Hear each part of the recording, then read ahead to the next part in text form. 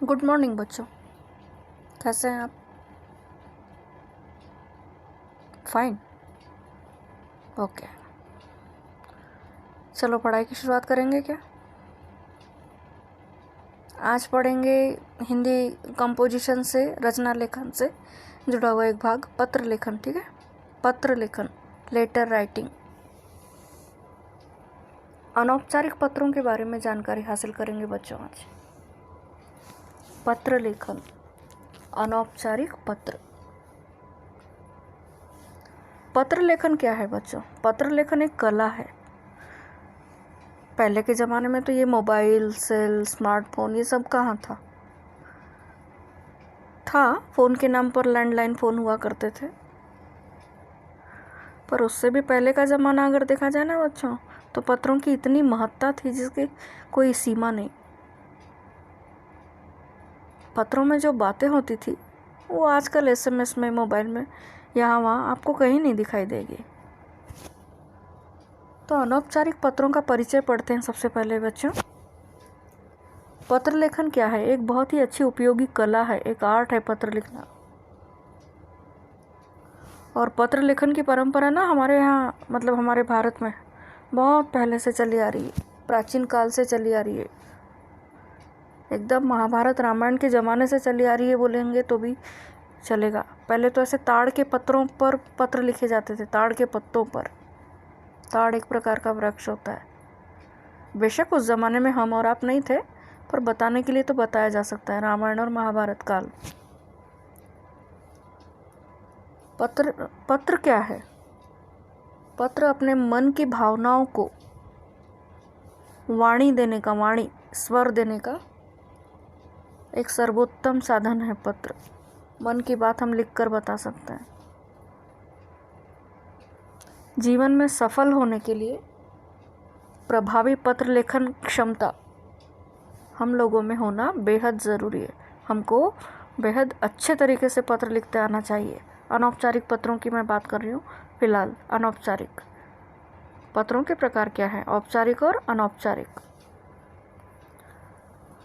अब पत्र लेखन करते समय कुछ ध्यान रखने योग्य बातें। तो पहला पॉइंट है, पत्र की भाषा पाने वाले के मानसिक स्तर के अनुरूप होनी चाहिए।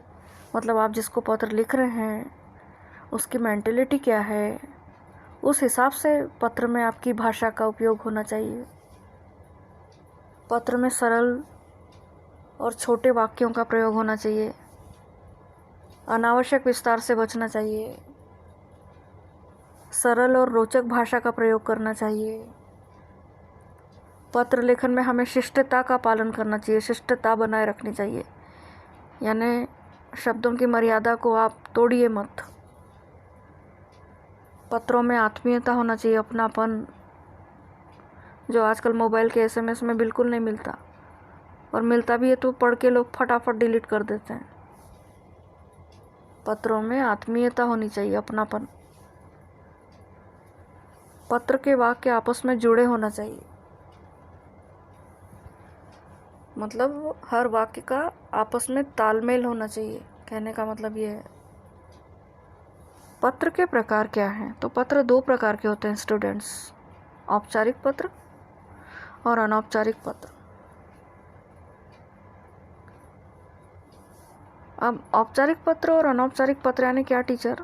तो औपचारिक पत्रों का मतलब है हमारे काम से जुड़ा हुआ,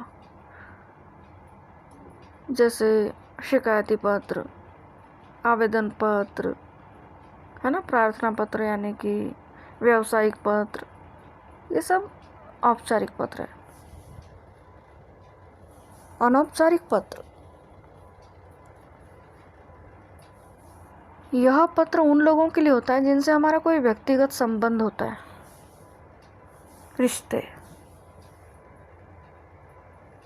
अनौपचारिक पत्र अपने परिवार के लोगों, सगे संबंधियों को लिखे जाते हैं। अब उसमें सारी बातें आ गई रिश्तों नातों वाली। दादा, मामा, चाचा, नाना, नानी, मामा, मौसी से लेके तो सब, भाई, बंधु, मित्र, सहेली, सब इनको जो हम पत्र लिखते हैं ना बच्चों, इन्हें हम अनौपचारिक पत्रों के नाम से जानते हैं, घरेलू। इस तरह के पत्र लेखन में ना व्यक्तिगत सुख दुख का उल्लेख किया जाता है, और पत्र में इस तरह सुख दुख की बातें लिख देने से हमारा मन भी थोड़ा सा हल्का हो जाता है। बेशक हम आज के ज़माने के लोग पत्र लेखन वाला काम या लेटर कौन लिखते बैठेगा, कर दो ना फटाफट SMS, मोबाइल की दुनिया में रहते हैं ना आजकल। तो हम बाप रे, आजकल तो हम बिल्कुल स्मार्ट हो गए। पढ़ाई भी आजकल हम मोबाइल और लैपटॉप से ही करने लगे। कोरोना ने जो मजबूर कर दिया है कि नहीं कोरोना ने मजबूर कर दिया है ना। एक ज़माना था मोबाइल को हाथ लगाना नहीं, मोबाइल लाना नहीं। आज वक्त ने बता दिया मोबाइल कितना ज़रूरी है। चलो फिर से आते हैं हम पत्र पर। पत्र लेखन में व्यक्तिगत सुख दुख का उल्लेख होना चाहिए घरेलू पत्रों में, अनौपचारिक पत्रों में यानी कि। अनौपचारिक पत्रों के प्रकार क्या क्या हैं? तो निम्नलिखित प्रकार हैं: बधाई पत्र, शुभकामना पत्र, निमंत्रण पत्र, विशेष अवसरों पर लिखे गए पत्र, सांत्वना पत्र, किसी प्रकार की जानकारी देने वाले पत्र, मैंने बड़े मोटिवेशनल पत्र कहना चाहिए। कोई सलाह देने के लिए लिखने वाले पत्र भी मोटिवेशनल पत्र ही अब हम किसी को सलाह दे रहे हैं, मतलब उसको मोटिवेट कर रहे हैं, तो कोई सलाह देने के लिए लिखे गए पत्र। ये सब अनौपचारिक पत्रों के प्रकार हैं स्टूडेंट्स। अब अनौपचारिक पत्रों को लिखने के लिए कुछ आवश्यक बातें हैं, ध्यान में रखना चाहिए। सबसे पहला है पॉइंट पता यानी एड्रेस। सबसे ऊपर बाईं ओर मतलब लेफ्ट साइड पत्र भेजने वाले का पता। दूसरा पॉइंट दिनांक यानी डेट, जिस दिन लिखा जा रहा है पत्र। तीसरा पॉइंट रहेगा संबोधन, मतलब पत्र जो प्राप्त करने वाला है ना, तो उसके साथ आपके संबंधों का, मतलब उसके साथ संबंध के अनुसार शब्दों का इस्तेमाल। जैसे बड़ों के लिए आदरणीय, पूजनीय, आदरणीया, पूजनीया। छोटों के लिए प्रिय, स्नेही, चिरंजीव आदि। अगला पॉइंट है अभिवादन।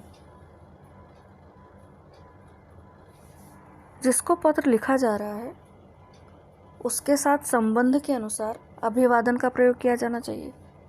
जैसे बड़ों के लिए सादर प्रणाम, चरण स्पर्श, मतलब सादर चरण स्पर्श, सादर नमस्कार आदि। छोटों के लिए चिरंजीवी हो, शुभ आशीर्वाद, खुश रहो आदि। अगले पॉइंट में पत्र की विषय वस्तु कैसी होनी चाहिए। जो पत्र लेखक है ना, पत्र लिखने वाला, वो पत्र प्राप्त करने वाले से कुछ कहना चाहता है, और वो जो कहना चाहता है वो होती है पत्र की विषय वस्तु, कि भाई किस मैटर पर पत्र लिखा जा रहा है सामने वाले को। समझ में आ रहा होगा बच्चों। फिर अगला और अंतिम पॉइंट स्टूडेंट्स, पत्र का समापन। पत्र की समाप्ति निकट संबंधों के व्यक्तियों के अनुसार होनी चाहिए। तुम्हारा भाई, आपका प्रिय, है ना, आपका बेटा, आपकी दीदी वगैरह वगैरह। अब अनौपचारिक पत्रों का प्रारूप क्या है? प्रारूप यानी नमूना। ये देखो दिखाई दे रहा है बिल्कुल स्लाइड में। लिखने वाले का पता, जैसे मान लो परीक्षा भवन क ख ग, शहर, दिनांक, संबोधन, अभिवादन, पत्र की विषय वस्तु और पत्र की समाप्ति और पत्र प्राप्त करने वाले के साथ भेजने वाले का संबंध और भेजने वाले का नाम, यह है पत्र का प्रारूप।